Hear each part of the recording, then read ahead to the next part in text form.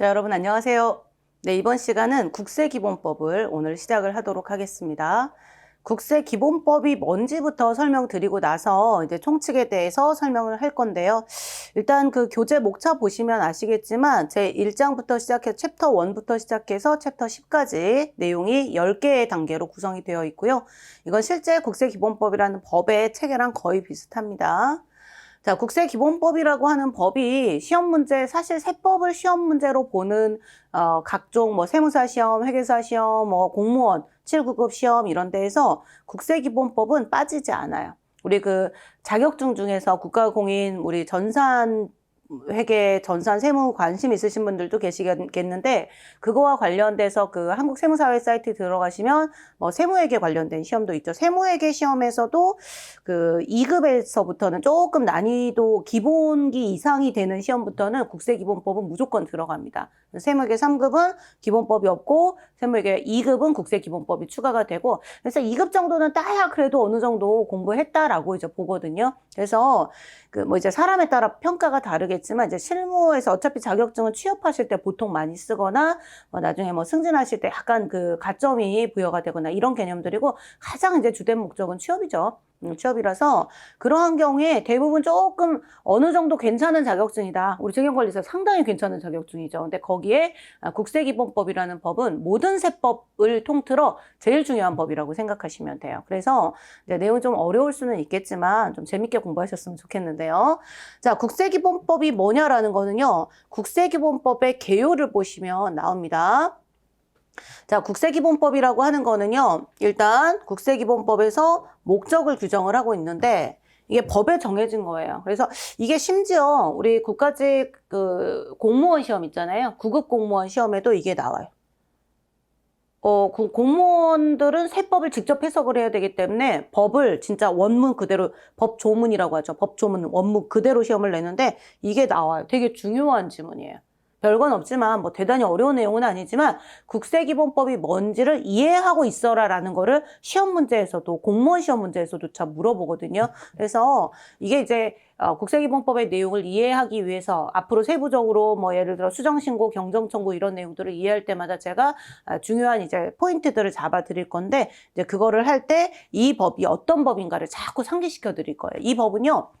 국세기본법이라고 하는 법은요. 국세에 관한 자, 국세기본법에 설마 지방세를 적어 놓겠어요? 그건 아니죠. 그래서 당연히 이름이 국세니까 국세에 관한 이게 중요한 게 기본적이고 공통적인 사항을 규정하고 있습니다. 즉, 법인세법에 국세기본법에 어떤 A라는 규정이 있다 그러면 그 A라는 규정은 대표적으로 무신고가산세. 우리가 뒤에서 가산세 파트에서 과세표준 신고서라고 하는 그러니까 세금 금액이 얼마예요? 저 언제까지 얼마 낼게요? 라는 신고서를 뭐라고 부른다? 과세표준 신고서라고 부른다. 그런데 그 과세표준 신고서를 제때 제출하지 않으면 법에서 정하라고 과세요건 법정주의 그 다음에 온갖 절차는 다 법으로 정해놓는데 예를 들어 법인세, 소득세다.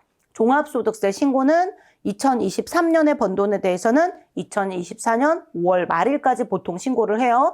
5월 말일까지 신고를 해야 되는데 안 하고 신고 안 했네? 나 늦었네? 8월 5일 날 8월 달에 가서 신고를 했다. 그러면 무신고. 제때 신고 안 하면 늦게 했지만 걔는 무신고예요. 그래서 무신고가산세가 붙습니다. 무신고가산세는 생각해 보세요. 법인세를 무신고했을 때 하고요. 부가가치세라고 하는 세금을 뭔지 몰라도 세금 이름에 자꾸 익숙해지시면 돼요. 우리 시험 범위니까. 법인세를 무신고했을 때, 소득세를 무신고했을 때, 부가가치세를 무신고했을 때 가산세는 같아야 된다. 그래서 무신고가산세는 국세기본법에 규정이 되어 있어요.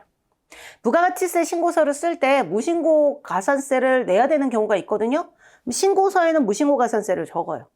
신고서에 무신고가산세 뭐 금액을 100만 원 부가가치세를 무신고했다 그러면 20만 원의 가산세를 적어요. 20% 우리 나중에 외우셔야 되는데요. 그러면 그 규정이 과연 부가가치세법에 있는가?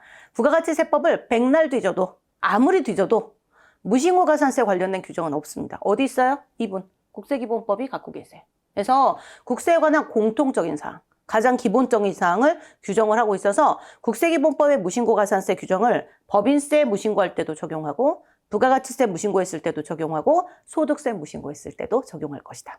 무슨 소리인지 아시겠죠? 그래서 공통적인 규정을 적용하고 있는 게, 규정하고 있는 게 약간 규칙을 정하는 개념이죠. 그게 국세기본법이고요. 그 다음에 납세자의 권리, 그리고 의무. 의무는 무슨 의무? 세금을 내세요. 성실하게 협력 의무, 지급 명세서 내세요. 이런 것들 납세자의 권리 의무를 규정하고 있고요. 권리 구제에 관한 사항을 규정을 하고 있다. 어디서? 국세기본법에서. 그러면 자, 납세자의 권리와 관련된 파트가 사실은 납세자의 권리라고 돼 있지만 납세자의 권리 파트가 있어요. 나중에 목차 보시면 납세자의 권리가 뭐냐? 권리가 침해되는 가장 중요한 사건이 세무조사다. 그래서 납세자의 권리 파트에서 세무조사에 관한 규정을 국세기본법에서 규정하고 있습니다. 법인세 세무조사가 나와도 국세기본법에 있는 세무조사 절차를 지키셔야 되고요. 부가가치세 세무조사가 나와도 국세기본법에 있는 세무조사 절차를 지키셔야 돼요. 소득세 세무조사가 나와도 세무조사는 내가 신고한 거를 국가가 안 믿고 엎어버리고 세금을 더 내라고 하는 거죠. 쉽게 말하자면. 그래서 그 세무조사를 하는 기본적인 절차가 다 어디에 들어가 있다? 국세기본법에 있다. 그러니까 중요한 세법일 수밖에 없어요. 얘가. 그렇죠? 이제 우리한테는 뭐가 중요해? 이제 세무조사 절차를 외우시는 거예요. 뒤에 가서. 지금은 아니고. 그래서 권리를 규정한 규정이 있고요. 권리 구제에 관한 내용이 있어요. 권리 구제가 이거는 이제 어차피 뒤에서 하셔야 되니까 미리 적어 드릴게요. 미리 외우세요. 이건 암기. 납세자의 권리를 구제하는 방법이 두 가지가 있습니다. 자, 납세자의 권리를 왜 구제하죠? 왜 구제해줘요? 권리가 침해가 됐으니까. 맞죠? 권리 침해 시점을 기준으로 권리 침해는 가장 쉬운 건 뭐냐면 세금을 내세요예요. 세금을 내세요? 저 지난번에 종합소득세로 2천만 원 신고 납부했는데요. 너 세금 똑바로 신고 안 했어. 5천이야. 3천 더 내. 가산세 때릴 거야. 3,200 더 내. 이렇게 이제 나오면 열받죠? 납세자는. 나 성실하게 2천만 원 신고 납부했는데 나는 성실하다고 주장하는데 왜 국세청은 나를 성실하지 않다고 주장하고 3천만 원을 더 내라고 하냐? 열받아 죽겠죠. 자, 권리에 침해가 생길 수도 있고 아니면 그게 적법한 걸 수도 있고 그건 다퉈봐야 돼요. 근데 권리를 구제할 때 뭔가 세금을 부과한다. 고지서를 보내기 전에 구제받을 수 있는 방법이 있고 고지서가 이미 송달이 된 후에 고지서를 받은 후에 권리를 구제를 신청하는 방법이 있어요. 그래서 미리 권리 구제를 신청하는 거 사전적 권리 구제. 그 다음에 나중에 이미 권리 침해가 생기기 전에 권리 구제를 신청하는 방법, 권리 침해가 이미 생긴 후에 신청하는 방법, 사후적 권리 구제.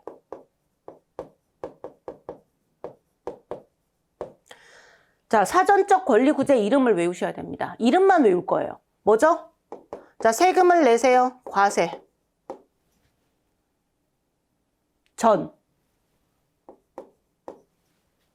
과세하기 전에 세무조사에 대한 결과 통지를 보내서 세무조사를 제가 당하면요. 세무조사에 대한 결과 통지를 보내서 야, 남정선아, 네가 2천만 원으로 소득세 신고했는데 우리가 조사해 보니까 너 5천만 원이야. 2천은 냈으니까 3천 추가로 내. 그리고 가산세까지 해서 3,200 내. 라고 고지서 보낼 거야.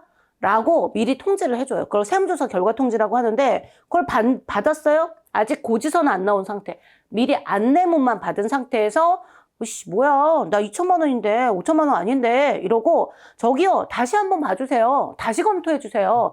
나한테 부과를 하겠다는 내용이 적합한지 부적합한지 다시 봐주세요. 라고 신청할 수 있어요. 뭐죠? 과세 전 적부 심사 청구. 이걸 책으로 혼자 읽으시고 질문하시는 분들이 이거를 선생님, 과세 전적부 뭐라고? 저 과세 전적부 그거 있잖아요. 그래서 과세 전적부가 뭐지? 한참 생각해요. 진짜로 질문을 받으면. 이거를 그냥 글자로 외우시는 게 아니고 생각하세요. 사전적 권리구제 제도가 과세, 숨 쉬어. 파란 부분, 숨 쉬는 부분. 과세, 전, 적부, 심사 청구. 심사랑 청구도 끊고 싶은데 너무 많이 끊으니까. 과세 전,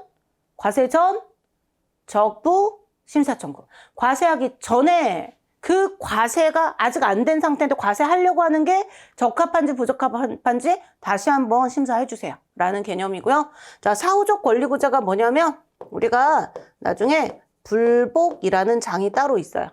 불복이라고 하는 장이 따로 있고요. 불복, 이건 외우세요. 이름이 선생님 저 그거 뭔지 모르는데요. 일단 이름만 외워주세요. 많이 나올 거거든요. 그래서 불복이라고 하는 게 이의 신청이라고 하는 이게 제도 이름이에요. 명확한 법적 명칭이기 때문에 대강 외우시면 안 돼요. 정확한 용어를 외우시는 거고요. 이의 신청, 심사 청구, 그 다음에 심판 청구라고 하는 게 있어요.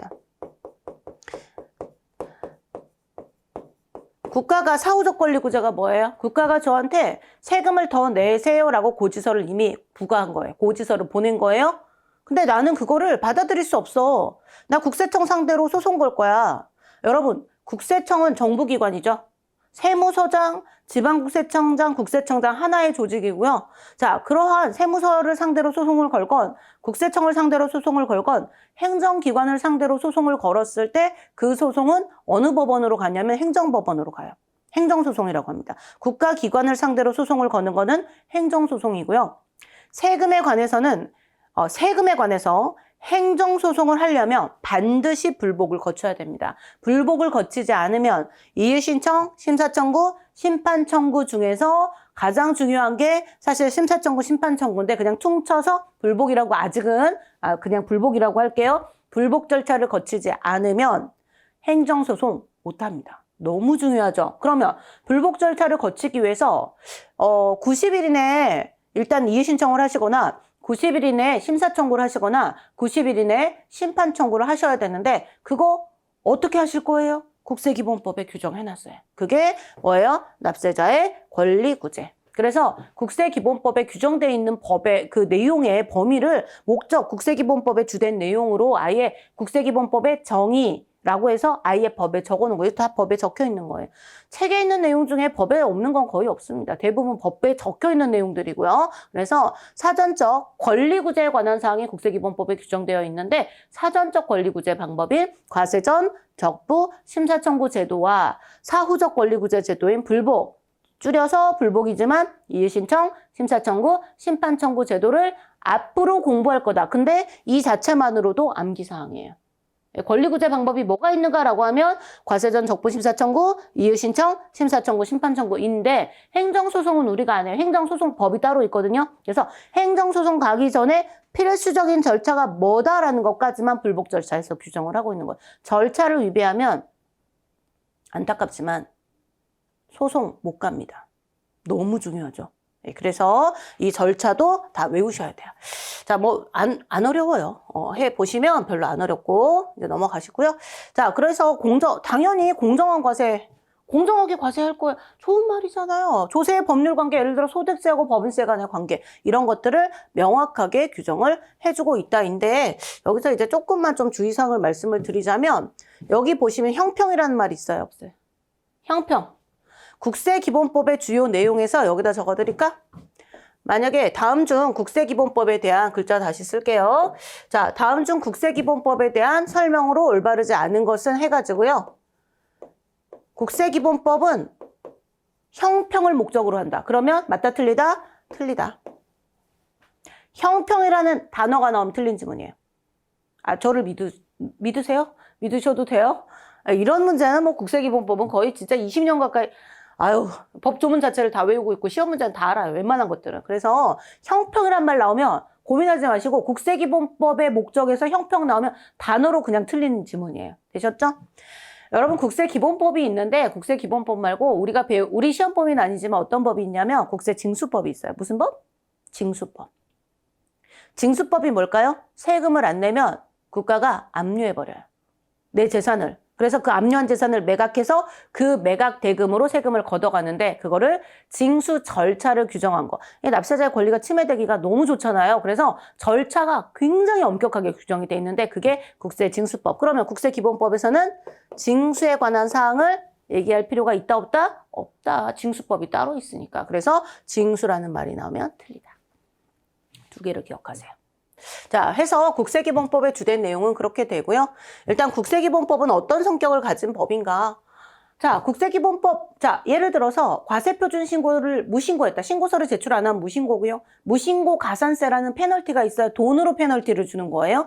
무신고 가산세 규정은 국세기본법에 있는데 그 무신고 가산세는 법인세 무신고를 해도 20%. 20%예요. 외워. 뒤에서 외울 거니까. 자, 부가가치세 무신고를 해도 20%, 소득세 무신고를 해도 20%이다. 그래서 얘는 결국 뭐다? 여러 가지 세금의 공통으로 규정된 법이다. 공통된 규정을 적용하는 거라서 기본적인 사항과 공통적인 사항들을 규정하는 거라 예를 들어 법인세만 따로 규정하거나 소득세만 따로 규정하는 개별법이 아니고 총칙법이에요. 제목만 알아놓으세요. 총칙법. 그러니까 두루두루 세금에 관해서 국세에 관해서 두루두루 영향을 끼치는 법이다 이거고요. 자, 아까 말씀드린 불복이라고 하는 게 여기 불복이 있었죠? 불복에 관한 절차를 규정을 하고 있는 거다. 그래서 행정소송을 넘어가려면요. 불복을 꼭 하셔야 되고요. 불복 절차가 위에 적었지만 이의신청, 심사청구, 심판청구를 불복이라고 한다. 자, 국세기본법을 처음 배우시는 분들은 이 용어부터 기억해 놓으세요. 세법 전반에 걸쳐서 이의신청, 심사청구, 심판청구는 너무나 중요한 용어들인데 외워놓으면 별거 없어요. 불복이라고 하는 거는 소송, 행정소송을 가려면 반드시 거쳐야 하는 절차적인 단계를 불복이라고 한다. 국세에 관한 조세에 관해서는 원래 행정소송 가려면 행정심판이라는 걸 해야 돼요. 그냥 들어놓으세요. 이건 외우실 필요 없고. 그런데 세금은 너무나 전문적인 영역이라 행정심판 절차로 안 돼요. 그래서 행정심판 대신 불복 파트 가서 또 설명드리겠지만 불복, 국세기본법에 따른 불복, 지방세는 지방세 기본법에 불복이 있어요. 그래서 불복 절차를 거치지 않으면 소송 못 간다. 너무너무 중요하다. 권리구제 못 받는다 하니까 너무 중요하죠.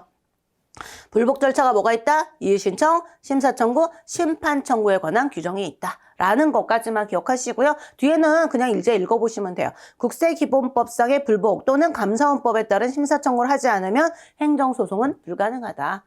불복 파트에서 따로 설명을 드리겠지만 국세기본법의 성격은 총칙법으로서의 성격, 불복 절차에 관한 절차법으로서의 성격도 있다라는 거를 알고 가시면 되겠습니다. 자, 이제 또 그다음에 이제 너무너무 중요한 내용 중에 하나인데요. 이거는 이제 시험 관련해서도 되게 중요한 내용이 될 거예요. 여기 보시면 여기는 별표 3개. 자, 국세기본법과 다른 법률과의 관계인데요. 만약에 법인세법에 A라는 규정이 있고요. 그 A라는 규정에 대해서 국세기본법에도 규정이 있는데 둘이 똑같은 규정이면 상관이 없는데 만약에 둘이 다르다, 상충된다죠. 개별세법이 뭐냐면 법인세법, 소득세법, 부가가치세법 그 세금 이름이 들어가는 세법을 개별세법이라고 해요. 근데 어찌됐건 국세기본법 이외에 다른 세금 계산에 관한 세법, 법인세법, 소득세법, 부가가치세법 이런 세법과 국세기본법이 만약에 어떤 하나의 규정에 대해서 서로 보는 시각이 다르면 뭐를 우선 적용한다? 개별세법을 우선 적용한다. 국세기본법은 우선 적용이 아니고요. 공통규정이긴 하지만 항상 법은 여러분 이건 기본인데요. 기본적인 법이 있고 특별법이 있다 그러면 특별법이 우선인 게 항상 법의 근간이에요. 그러면 개별세법과 국세기본법 중에 공통적인 법이 국세기본법이고 법인세법, 소득세, 부가가치세법이 좀 걔보다 좀 더 특별한 법이거든요. 약간 그 구체적인 법이잖아요. 그래서 특별법처럼 생각하시면 돼요. 그래서 일단 국세기본법과 일반적인 법인세, 소득세, 부가가치세법이 겹친다 그러면 뭐가 우선 적용이다? 개별세법이 세법이 우선 적용이다. 그래서 개별세법을 그냥 세법이라고 해요. 그래서 법인세법, 소득세법 등의 개별세법이 국세기본법과 상충될 경우에는 자, 상충되면 어떻게 한다? 개별세법이 우선하여 적용된다. 그 다음에 관세법이 만약에 있다라고 하면 여러분 이게 국세에서요. 사실 개념상 국세를 어떻게 나누냐면 과세 주체에 따라서 국세하고 이제 지방세를 나누잖아요. 자, 조세를 우리나라가 대한민국에서 걷어가는 모든 세금을, 그러니까 국민이 내는 모든 세금을 국세와 지방세로 나누면 사실 국세가 우리 앞에 조세법 총론의 표에도 이렇게 돼 있을 거예요. 관세가 있고요. 관세 이외의 국세가 있어요. 원래 관세는 국세예요. 개념으로. 국세하고 지방세를 나눌 때 관세는 국세에 해당되지만 여기서 이제 보시면 관세는 관청이 어디냐면 관세청이에요. 관세청이고요. 관세 이외 국세가 국세청이에요. 관세가 나중에 이제 밑으로 가면 다 얘는 자세히 알 필요 없고 세관. 외국에서 물건을 수입하면 수입한 물건을 그냥 우리나라로 들여오는 게 아니고요. 세관에서 관세도 부과하고 부가가치세도 부과하고 이렇게 할 거예요. 그래서 우리가 이제 원래 관공서를 얘기할 때는 관세청 이렇게 하다가 관세청장, 세관장 이렇게 얘기하거든요. 관공서는 원래 국세청장이 국세청 전체를 대표하는 거예요. 그래서 국세청장이라고 하면 국세청 전체를 얘기하는 거예요. 약간 그렇게 표현을 해요. 그걸 알아들으시면 되고요. 근데 국세청에서 국세청장 혼자 일하는 게 아니고 국세청 밑에는 지방국세청이 있죠. 처음 듣는 얘기죠? 외우셔야 된다. 그래서 지방국세청장. 지방국세청장 밑에 누가 있다? 세무서장.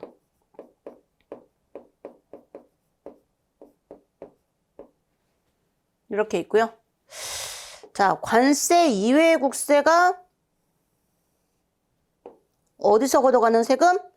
이 국세청장, 지방국세청장, 세무서장이 국세청이에요. 지방국세청이나 세무서도 그러니까 국세청이에요. 근데 이제 그걸 세분화해, 서울시 강남구다 그럼 강남구 주민은 대한민국 국민이죠. 그리고 서울시 시민이고 구민이기도 하죠. 이거 국가 전체 도 단위, 시, 구 단위 이렇게 생각하시면 돼요. 그래서 국세청 국가 전체 국세를 관할을 하는 건데 관세청이 다루는 영역은 안 건드려. 네, 그래서 우리가 이제 관세 이외의 국세를 어디서 다룰 거냐면 이 국세기본법에서 다룰 거예요. 그럼 국세에 관한 세금은 관세 이외의 국세가 있고 관세가 있다. 관세는 어디서 체크를 한다? 관세청장, 그래서 제일 중요한 기초단위가 세관장. 그러니까 세관에서 업무를 할 거예요.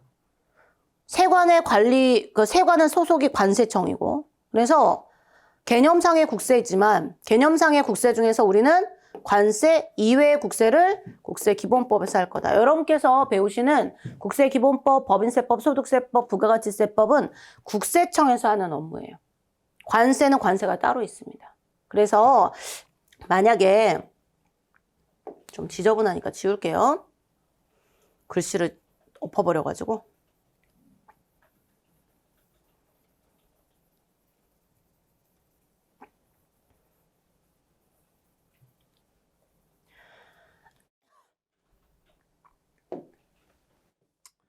여기 보시면 관세법과 국세기본법이 상충되면 이거 두 개가 사실은 국세 전반이에요. 개념은. 그런데 관세법이 외국과의 관계니까 특별한 법이죠. 그래서 얘가 우선 적용되는 거예요.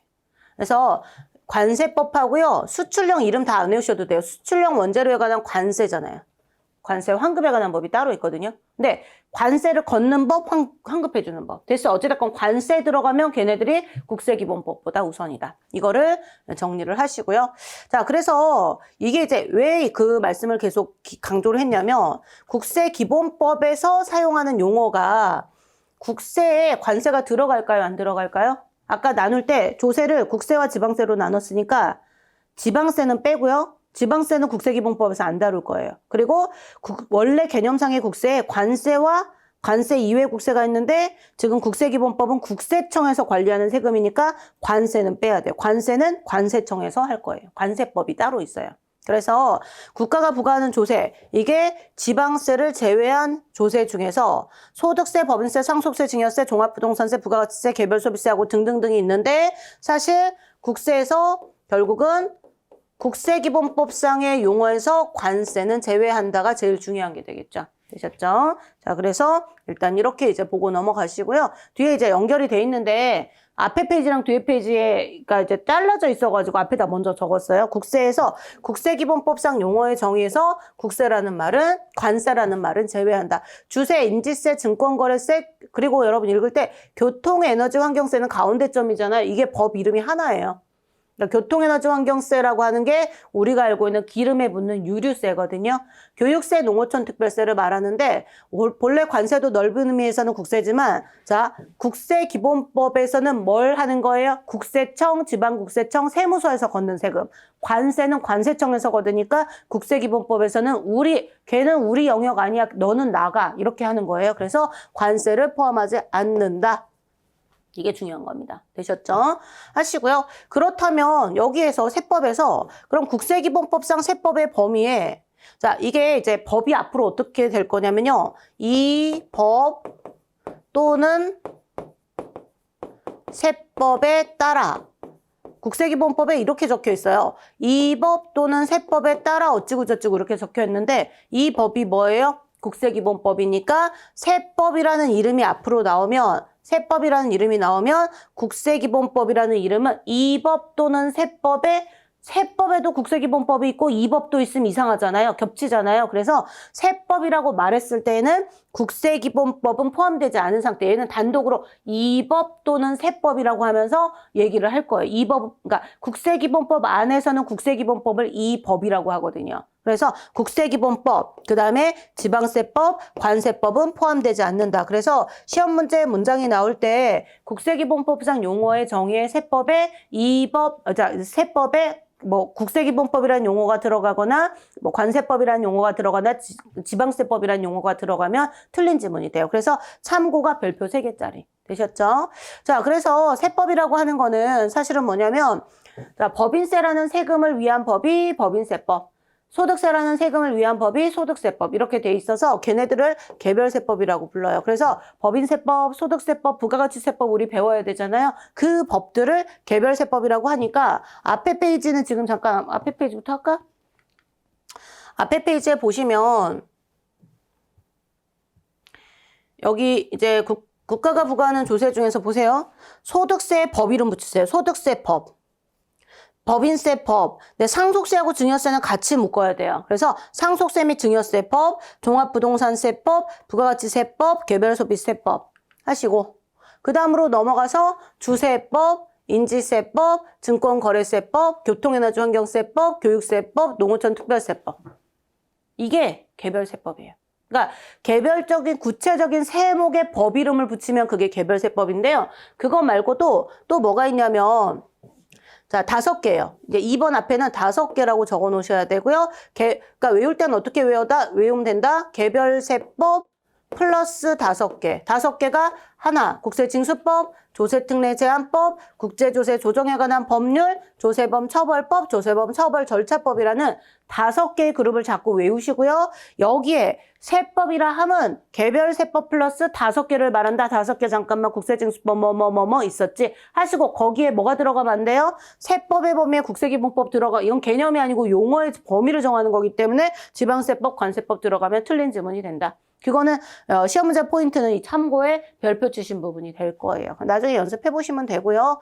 자, 원천징수라고 하는 거는 자, 세법에 의해서 당연히 세법에 의해서 걷는 거고요. 소득을 지금 회사가 직원한테 급여를 주면서 급여에 대한 세금을 걷어서 국가에 다음 달 10일까지 갖다 내도록 하는 거를 원천징수라고 하고요. 원천징수는 세법에 의해서 자, 끊고 세법에 의해서 당연히 세법이고요. 원천징수 의무자가 소득을 지급하는 자인데 원천징수 의무자라고 법에는 돼 있고요.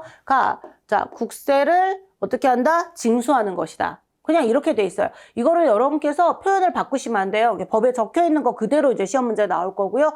징수에서 현실적으로는 그러면 징수를 절차를 어떻게 할 거냐? 그거는 소득세법하고 법인세법에 규정이 있으니까 거기서 이해를 하시면 되고요. 자, 근데 이제 관련되는 이 원천징수 의무자가 국세를 징수하는데 그거와 관련된 자, 가산세는 제외한다. 원천징수를 A라는 회사가 B라는 급여 소득자, 근로자한테 급여를 지급하면서 소득세를 원천징수했다면 원천징수를 해야 되는데 안 한 거는 회사가 잘못한 거지 직원이 잘못한 게 아니잖아요. 회사가 잘못해놓고 직원아 네 월급에서 띄어서 내야 되겠다는 안 되겠죠. 그래서 여기 시험 문제 포인트는 가산세는 원천징수 관련된 가산세를 내는 거는 회사여야지 돈을 번 직원이 아니라는 거예요. 그래서 일단 원천징수와 관련된 가산세 이름이 원래 원천징수 등 납부지원 가산세인데요. 외우실 때는 가산세는 제외하고 원천징수한다. 그 소득의 귀속자, 돈을 그러니까 회사가 직원한테 급여를 줬다 하면 직원이 낼 가산세 말고요. 회사가 원천징수를 잘못해서 자기가 내야 되는 가산세는 네 주머니 털어서 내야지 직원한테 내라고 하지 말아라 이 뜻이에요. 그래서 그냥 지금 원천징수 제도를 잘 모르면 아 그렇구나 하고 넘어가시고요. 일단 가산세는 제외한다. 제외냐 포함이냐? 제외를 포함이라고 하면 틀린 지문이 될 거다. 이렇게 가시고요. 가산세는 뒤에 우리 그 과세 파트에 수정신고 경정청구 이런 걸 하면서 과세 파트에 가산세가 따로 있는데요. 이거는 이렇게 외우시면 돼요. 의무불이행에 대한 제재를 말한다. 됐죠? 그래서 이게는 읽으시면 되고 우리가 세금을 안 내면요. 세금을 안 내면 국세징수법이라는 법, 이 법 이름 이런 거 외우지 마세요. 어찌됐건 이런 법이 있고요. 강제징수에 관한 규정에 의해서 그냥 그렇고, 자, 만약에 제가 세금을 안 내면요. 국가가 제 재산을 압류해요. 압류는 팔아먹지 못하게. 세금 내기 싫으니까 빨리 팔아치워서, 돈을 보따리에 싸서 도망가고 싶을 거 아니에요? 영화를 너무 많이 봤나? 실제로 그렇게 해요. 세금 내기 싫으면 재산을 막 그 금괴 같은 걸로 바꿔가지고 어디다 따로 숨겨놓기도 하고 그저껜가 어저껜가 네이버 그냥 기사에 떴던데. 그러니까 토지가 수용됐는데 어떤 할머니께서 세금을 안 내고 계속 고액 체납자면 1억 원 이상 체납한 사람이거든요. 그래서 계속해서 세금을 체납을 하고, 죄송합니다. 국세파트에서는 2억 원 이상 계속해서 체납을 하고 있으니까 체납이란 건 세금을 안 내고 버티는 거예요. 그래서 이제 그 수색하러 갔더니 까만 비닐봉지에 5만 원권이 그 자료 사진이 화면이 나왔는데, 야 저거 하나 길에 떨어져서 주우면 저게 몇 억이야? 비타 500 이런 거 알려드려도 되나? 자, 비타 500 박스 하나에, 쬐끄만 거 하나에 5만 원권짜리를 채우면 그게 1억 정도 된대요. 그렇겠죠? 5만 원권으로 뭐 해봤자 20장 하면 20장 안 두껍잖아. 그게 이제 100만 원인데 100만 원이 100개면 1억 아니에요. 맞죠? 그래서 이게 까만 비닐봉지에 이만큼 엄청 많은 거예요. 다 수색해서 압류해요. 압류해서 그걸로 세금 걷어가요.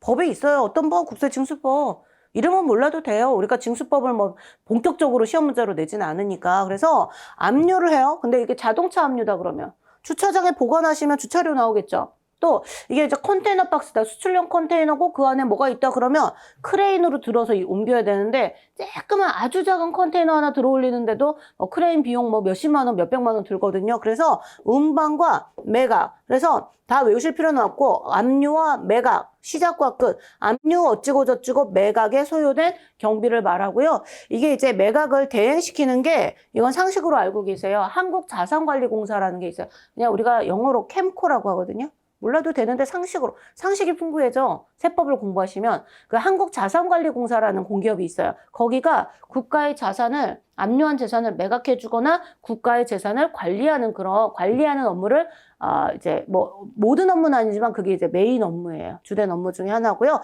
그러면 한국자산관리공사가 공짜로 일해줘요? 무슨 소리야? 수수료를 줘야죠. 그래서 수수료도 강제징수비에 포함된다. 아까 원천징수는 가산세는 제외한다고 그랬잖아요. 근데 강제징수비에 수수료는 포함이다. 제외다 포함이다. 여기를 제외라고 하면 틀린 지문이 되는 거예요. 되셨죠?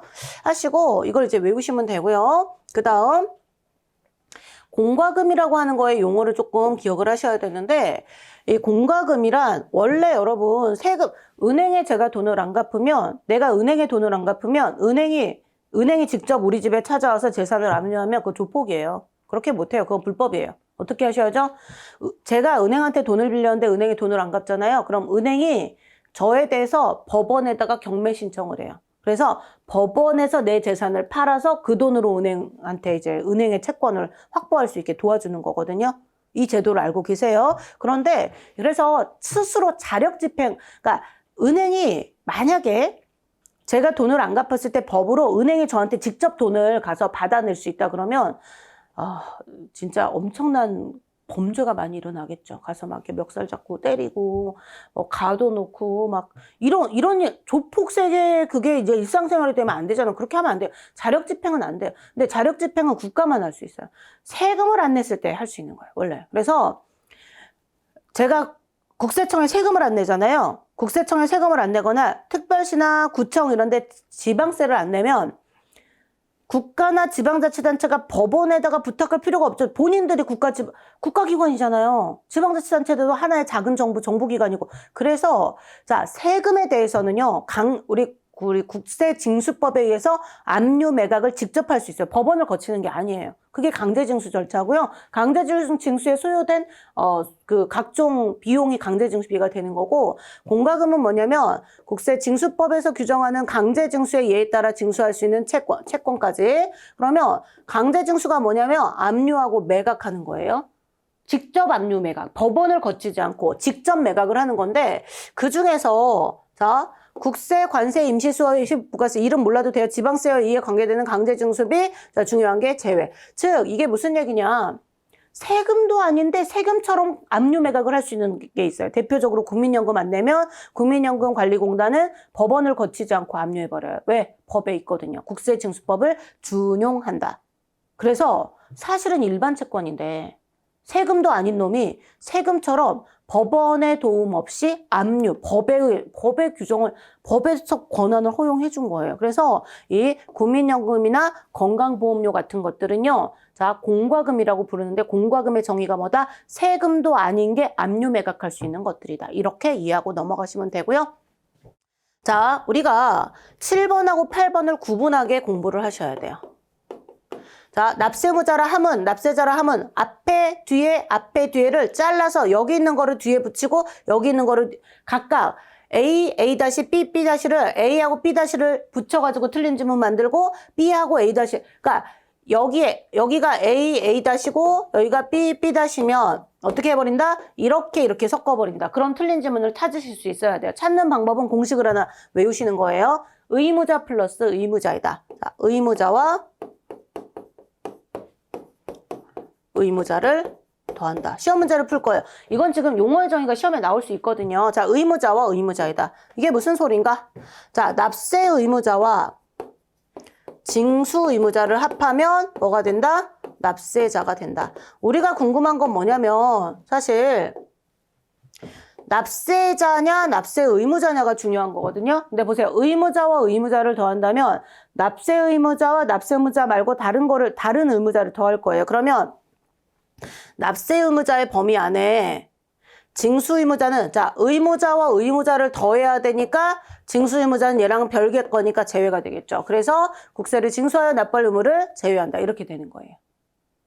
연습 좀만 해보세요. 이건 무조건 맞춰요. 근데 그러면 의무자와 의무자를 더해서 납세자가 된다. 이 공식을 외우시면 납세자라 함은 납세 의무자와 징수하여 납부할 의무가 있는 자. 이게 표현이 징수 의무자라고 안 적혀 있고 말로 길게 징수하여 납부할 의무를 지는 자라고 돼 있지만 두 개를 합한 게 납세자예요. 이걸 공식을 외우세요. 그리고 7번과 양가로 8번을 비교하면서 OX 문제처럼 연습을 좀 하시면 돼요. 자, 과세기간이라고 하는 거는 소득세, 법인세, 부가가치세, 과세 대상, 예를 들어서 소득세는 개인이 번 돈이에요. 그럼 개인이 번 돈을 언제부터 언제까지 번 돈에 대해서 세금을 계산하는 단위. 한 달에 한 번씩 세금 신고를 하게 할 거냐? 아니면 1년에 한 번씩 할 거냐. 1년 단위로 가거든요. 그건 이제 소득세 과세기간, 법인세 과세기간, 부가가치세 과세기간을 각각의 법에서 따로 배우실 거예요. 총칙이 항상 있어요. 이건 무조건 이제 시험 문제 나오는 거고요. 과세기간은 과세표준 계산의 기초가 되는 기간을 말하고요. 과세표준은 세법에 따라 직접적으로 세액 산출의 기초가 되는 과세 대상의 수량 또는 가액을 말하는데요. 만약에 수량이 과세표준이면 얘가 여기 적혀있죠? 종량세고요. 자, 가액이 과세표준이면 종가세예요. 우리가 배우는 법인세, 소득세, 부가가치세는 전부 종가세예요. 자, 금액이 과세표준이기 때문에 세율이 %로 나올 수밖에 없어요. 아, 그렇구나 하시고 나중에 법인세, 소득세, 부가가치세를 배우고 이해하시면 되고요. 종량세는 뭐냐면 자, 수량을 과세표준으로 하는 건데요. 지방세 중에서 자동차세의 경우에 고속버스 한 대당 10만 원 이렇게 가요. 안 외우셔도 돼요. 그냥 지방세니까.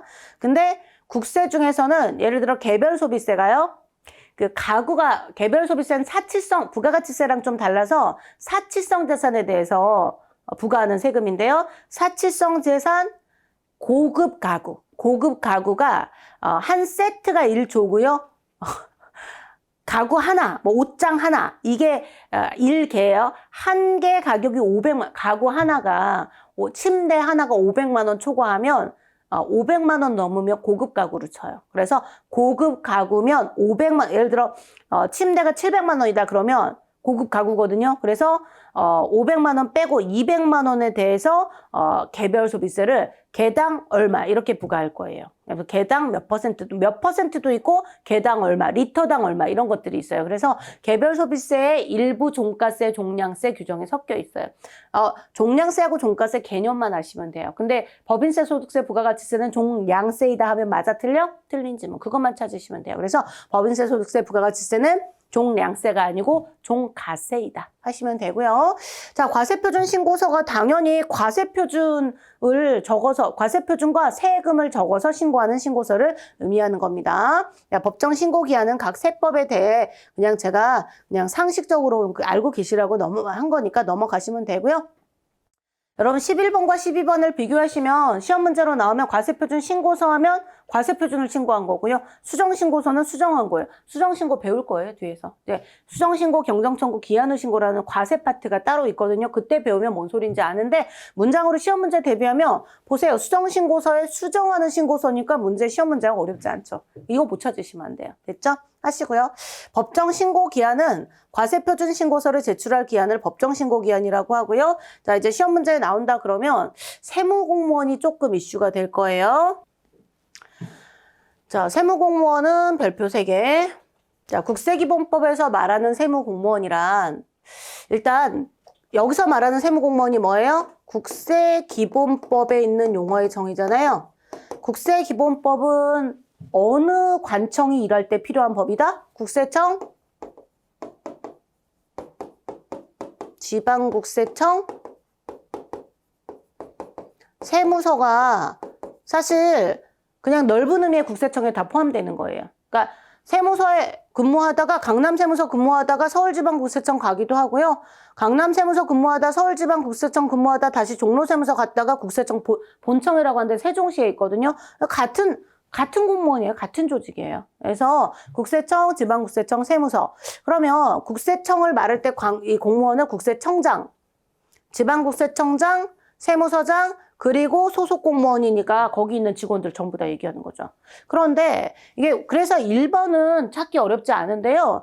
근데 이게 이제 세관에서 만약에 이제 물건을 수입할 때 국세인 부가가치세나 국세인 개별소비세를 걷어야 될 때 우리 국세청 직원들이 거기 나가는 게 아니고 세관에서 같이 걷어줘요. 그래서 세법에 의해서 우리 국세기본법에 있는 세법의 범위는 법인세, 소득세, 부가가치세 그런 세법에 의해서 자 국세에 관한 사무를 세관장이 관장했다. 즉 부가가치세 같은 경우 물건을 수입할 때 세관에서 부가가치세를 걷어주거든요. 개별소비세, 주세 이런 것도. 그래서 만약에 세관장이 국세를 걷어준다면 그 세관장하고 소속 공무원도 우리가 국세기본법에서 세무공무원이라고 부를 거예요. 왜? 세무공무원들이 비밀 유지를 안 하면 징계하거든요.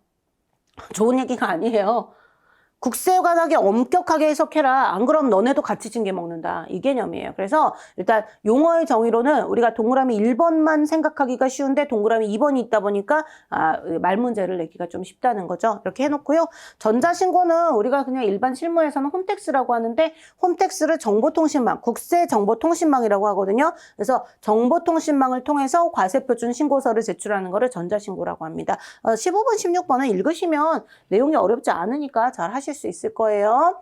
자, 우리가 이제 특수관계인이라고 하는 용어를 외우실 필요는 없고요. 여기 내용이 많긴 하지만 이게 옛날에 쓰던 이름이 특수관계자라고 해서 보통 이제 공인회계사분들은 이걸 그냥 줄여서, 저는 줄여 쓰는 말을 되게 싫어했어요. 약간 세법을 하시는 분들은 좀 잘 안 줄여 쓰는 대체로 상대적으로 그런 경향이 있는데 회계사님들은 이제 영어 약자 같은 걸로 되게 더 많이 회계는 줄여 쓰는 게 맞거든요. FV, OCI 이래야지 뭐 우리 저 기타 포괄손익 공정가치 측정 그러니까 기타 포괄손익 공정가치 측정 금융자산 단기손익인식 공정가치 측정 금융자산 말 너무 길잖아요. 그러니까 줄여 쓰는 게 맞는데 세법은 법이라서 회계는 회계 기준이고 그래서 세법은 법이라서 가급적 처음에 공부하실 때는 잘못 습관이 되면 안 돼서 용어를 좀 줄여 쓰지 말라고 제가 하는 편이긴 한데 실무자들은 보통 특관자라고도 많이 해요. 그럼 알아들으세요. 네, 정식으로는 특수관계인이라고 하시면 돼요. 그래서 주로 이제 이게 올해 개정이에요. 작년까지 이제 2022년까지는 뭐 4촌 이내, 3촌 이내가 아니고 8촌 이내, 6촌 이내였는데 이게 언제 개정? 2023년 개정된 거다. 한 번 개정되면 한 몇십 년간 적용되는 거예요. 그래서 자, 특수관계인이란 본인과 혈족, 인척, 친족관계. 여기 친족관계. 그 다음에 임원, 사용인 등 경제적 연관관계. 사용인은 이제 직원을 얘기하는 거, 임직원. 그래서 여기는 결국 임직원을 얘기하는 거예요. 임직원. 그 다음에 여기 주주. 주식회사만 주주라고 부르니까 주주 출자자. 한 명에서 합자 회사 같은, 그러니까 주식회사 아닌 회사들은 주주라고 못 부르니까 주주라는 이름 대신 출자자를 쓰거든요. 그래서 결국은 특수관계인의 범위가 이런 사람들이 있고요. 특수관계인의 범위에 당연히 배우자도 들어가지만 이게 사실상 혼인관계도 포함을 해요. 원래 사실상 혼인관계, 그러니까 법정 배우자가 있고 사실혼 관계가 있다 그러면 이게 법에서 원래 사실 법 위배잖아요. 우리나라가 뭐 배우자를 2명 이상 둘 수 있는 나라가 아니잖아요. 그런데 사실혼 관계가 특수관계인이라고 하는 게 왜 필요하냐면 특수관계인끼리 짜고 치는 고스톱을 해서 세금을 부당하게 낮추려고 탈세하려고 할 때 법정 배우자가 더 치네요. 사실혼 관계 배우자가 더 치네요. 짜고 치는 고스톱을 불법으로 하려면 얘랑 할 가능성이 더 높은 거예요. 원래 소득세나 이런 데선 절대 사실혼 인정 안 해요. 상속세, 증여세도 사실은 인정 안 하고요. 법정 혼인이어야 돼요. 그런데 특수관계인은 뭐 하는 거다? 세법상 페널티를 때리는 거니까 포함이에요. 되셨죠? 하시고. 자, 친생자로서 다른 사람에게 양자로 입양된 자도 그리고 그들의 배우자 직계비속. 그러니까 A라는 분이 자녀를 낳았는데 그분이 못 키워가지고 B라는 사람이 입양을 한 거예요. 그러면 A라는 사람한테 그 양자 입양된 사람도 자식이잖아요. 법적으로는 이제 양자로 갔지만 자기 친생자잖아요. 그래서 이렇게 표현을 하는 거고요. 별게 다 있어요. 이것도 2023년 개정. 혼외 출생자의 생부, 생모. 제가 혼외 출생자다라고 하면 저의 생부, 생모가 있을 거 아니에요. 그래서 그리고 다만 이 경우는 본인의 금전으로 생계를 내가 먹여 살린다. 이런 경우에만 포함하는 거예요. 그래서 이게 이제 특수관계인의 범위를 다 외우실 필요는 없고요.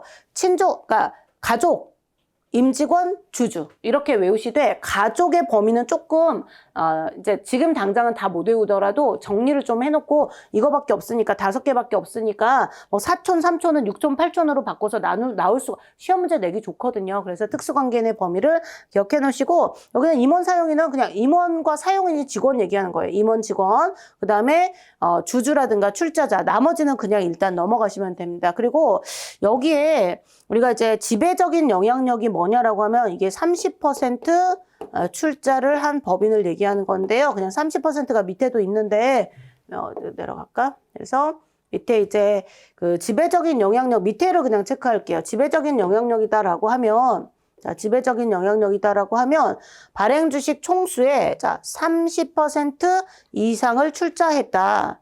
또 비영리면 30% 이상 출자라고 안 하고 출연이라고 하거든요. 그러한 자들을 우리가 특수관계인이라고 한다까지만 기억을 해놓으시면 됩니다. 자, 세무조사라고 하는 게 세무조사는 뭐 우리가 이제 국세 과세표준과세액을 경정하기 위해서 질문을 하거나 장부를 검사 조사하거나 제출을 명하는 활동을 세무조사라고 하고요. 자, 기간과 기한은 사실 되게 간단해요. 여러분이 외우실 게 많아서 그렇지. 자, 기간과 기한. 자, 우리 소득세 신고 기간은 5월 1일부터 5월 31일까지고요. 끝나는 날이 기한입니다. 근데 끝나는 날에 공휴일이 걸린다 그러면 그 다음 날을 다음 날로 자동으로 연장되거든요. 자, 일단 기간과 기간을 계산을 할 때 제목에 바로 나와요. 세법의 규정이 있고 민법의 규정이 있다면 뭘 따라야 된다? 세법. 세법의 규정이 없을 때 민법을 따른다. 그래서 여기에 기간과 기한의 계산을 어떻게 한다? 국세기본법 또는 세법의 규정을 우선적으로 적용한다. 세법이 우선이고요. 세법의 규정이 없을 때 민법을 따라간다. 이렇게 만약에 무조건 민법을 우선한다. 그럼 틀리는 지문이고요. 자, 기한의 특례라고 하는 건 제목을 외우실 게 아니고요. 그냥 제목만 그 내용을 보시면 됩니다. 별로 어려운 내용이 아니라서 얘는 빠르게 설명드려도 돼요.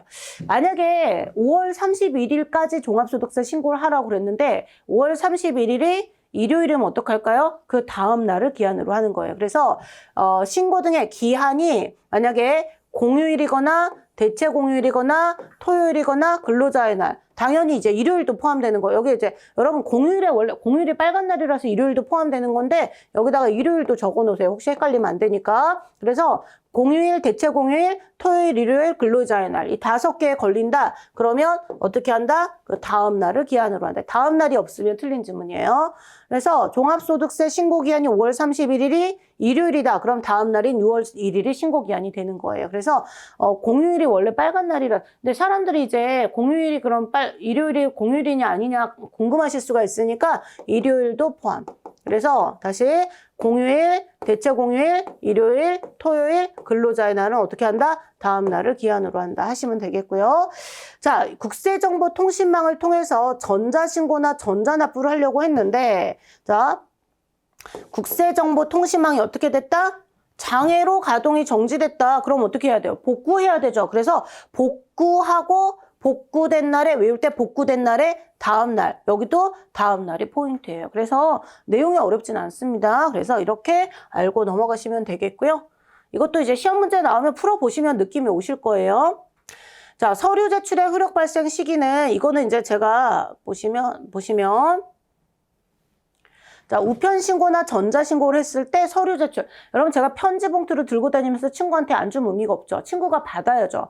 자, 국가가 보내는 거를 송달이라고 하고요. 서류를 무슨 세금을 내세요라는 고지서 같은 걸 보내는 걸 송달이라고 하고요. 제가 내는 과세표준 신고서, 납세자가 국민이 내는 거를 서류 제출이라고 해요. 근데 누가 받든지 간에 어떻게 해야 돼요? 원래는 도달해야 효력이 발생하는 거예요. 그런데 만약에 우편에 의해서 서류 제출을 하면 과세표준, 이것만 먼저 외우시면 돼요. 과세표준 신고서만 먼저 하시면 돼요. 과세표준 신고서, 그리고 과세표준 수정신고서, 경정청구서, 괄호 닫고 과세표준 신고서, 과세표준 신고, 경정청구와 관련된 서류니까 결국 과세표준 신고서 등 이렇게 외우시면 돼요.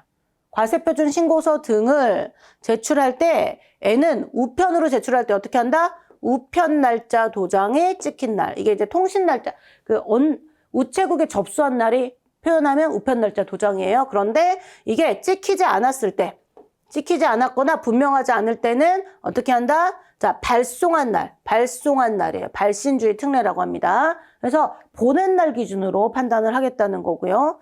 전자신고가 뭐냐면 과세표준 신고서를 아까 그거 과세표준 신고서 이와 관련된 서류 괄호 닫고 경정청구서도 이 안에 들어가는 거예요. 이와 관련된 서류에 자, 국세정보통신망을 통해서 제출하는 거를 우리가 전자신고라고 하고요. 그러한 경우에 효력 발생 시기는 뭐다? 전송된 때이다. 이게 포인트예요. 그래서 자, 우편으로 과세표준 신고서다 그러면 언제? 우편 날짜 도장이고요. 만약에 지워졌으면 발송된 날을 상당하다고 인정되는 날을 이제 유추하시라는 거예요. 6월 1일 날 도착했으면 최소한 5월 31일 이전에 보낸 거죠. 그 얘기고요. 자, 전자신고는 언제? 자, 전송된 때 효력이 발생한다. 효력 발생 시기를 시험에서 물어볼 거예요. 자, 내용이 어려운 건 아니에요. 그냥 정리만 하시면 되는 거고요. 자, 기한 연장은요. 만약에 아까 5월 31일까지 종합소득세 신고를 하라고 했는데 상을 당했어요. 그래서 제가 한 달만 연장해 주세요. 할 수 있어요. 기한 연장 신청을 할 수가 있습니다. 그래서 일단 기한 연장은 여기는 조금 내용은 간단한데 제가 서류 송달 파트랑 같이 묶어가지고 강의를 해드릴게요. 시간이 오래되기도 했고 여기는 외우기만 하면 되는데 혼자 외우면 너무 힘들거든요. 그래서 시험 문제에서 기한 연장 사유를 고르세요 이런 정도로 나올 거예요. 근데 이제 사실은 국세기본법에서 시험 문제는 여기가 더 많이 나올 수 있는데 앞부분에서 용어의 정의를 정확하게 안 해놓으시면 뒤에 공부할 때 좀 힘들거든요. 그래서 용어의 정의를 하느라 조금 시간이 걸려서 이 기한 연장 파트는 앞에 서류 제출의 효력 발생 시기 같은 거는 말씀드린 걸로 포인트가 끝난 거니까 그걸로 외우시고요. 기한 연장부터는 다음 시간에 이어가지고 진행해 드리도록 하겠습니다. 자, 이번 시간 수고하셨고 복습 꼭 해가지고 오세요. 수고하셨습니다.